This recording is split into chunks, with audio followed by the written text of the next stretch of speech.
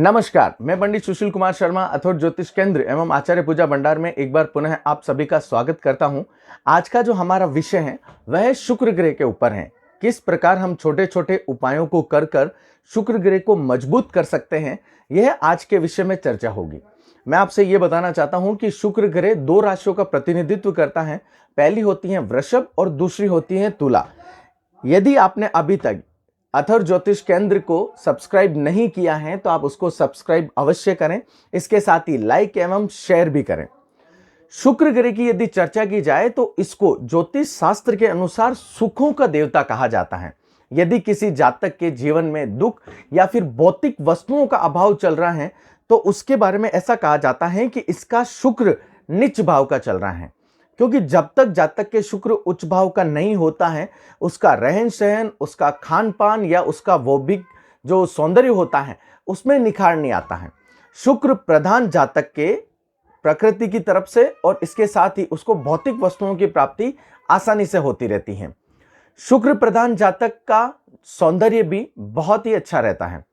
यदि आपको अपने शुक्र को मजबूत करना है तो आपको छोटे छोटे से उपाय करने हैं। आपको एक बात जान के भी और भी संतुष्टि की प्राप्ति होगी कि यदि आप शुक्र संबंधित उपायों को करते हैं तो शुक्र के साथ साथ आपके चंद्र ग्रह भी आपके बलिष्ठ होगा।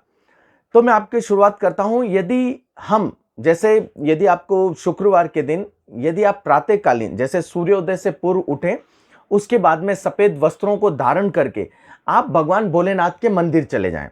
मंदिर चले जाने के बाद में आप भोलेनाथ की पूजा करें, चाहे आप जल अभिषेक या दुग्धाभिषेक करें। उसके बाद में आप पुनः घर आ जाएं।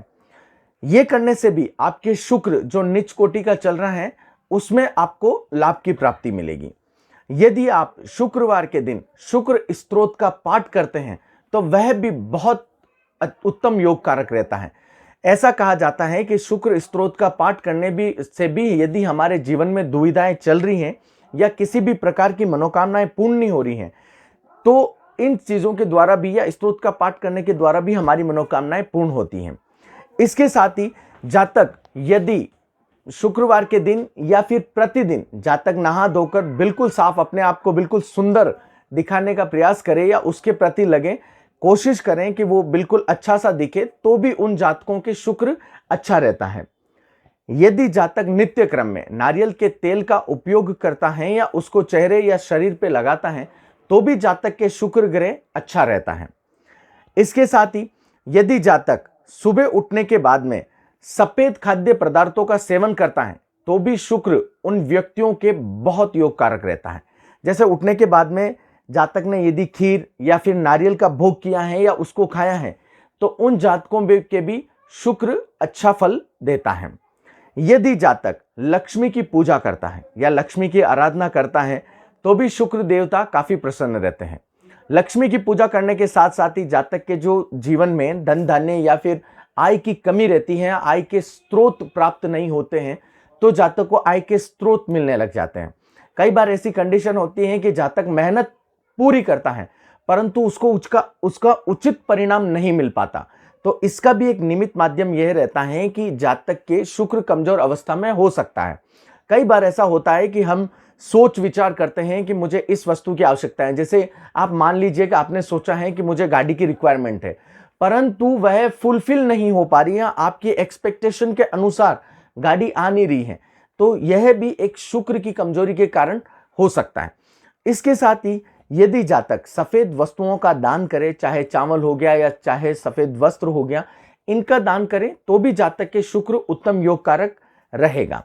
इसके साथ ही एक बहुत ही उत्तम योग कारक उपाय है, यदि आपकी कुंडली में शुक्र वास्तविक तौर से नीच का है या वह बुरे परिणाम दे रहा है, आपको दरिद्रता दे रहा है, आपके उचित योग कारक नहीं हो रहा है, तो आप कोशिश करें कि एक बड़ी इलायची आती है, बड़ी इलायची को घर लेके आए, फिर उसके बाद में उसको कूटने के बाद में उसको उबालें।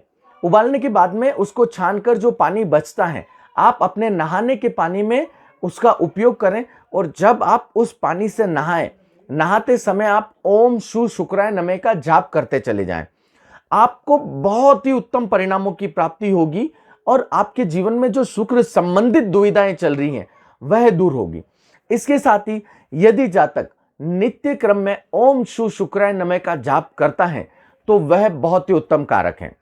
इसके साथ ही जातक माता संतोषी की भी पूजा कर सकता है, लेकिन उसमें नियम काफी कठिन होते हैं। जातक को उस दिन खटाई का सेवन नहीं करना होता है। यदि वो इन नियमों की पालना उचित तरीके से कर सके तो माता संतोषी के आशीर्वाद से जातक के जो सारे काम हैं, चाहे पारिवारिक कष्ट हो, चाहे धन धान्य की कमी हो, चाहे दुखावस्था हो, वह दूर होते हैं। इसके साथ ही जातक यदि शादीशुदा है या फिर शादीशुदा नहीं है तो वो अपनी माता और अपनी धर्म पत्नी का कदाचित अपमान ना करे, उनको सम्मान दे, तो जातक के शुक्र संबंधी जो दोष है वह भी दूर होते हैं। इसके साथ ही यदि जातक चांदी का कड़ा दाहिने हाथ में धारण करता है तो शुक्र और चंद्रमा संबंधित जो जातक के दोष चल रहे हैं वह भी दूर होते हैं। यदि शुक्रवार के दिन जातक जहां तक हो सके वहां तक नमक का उपयोग नहीं करता है या अलूना भोज करता है तो वह भी जातक के लिए बहुत शुभ कारक रहता है।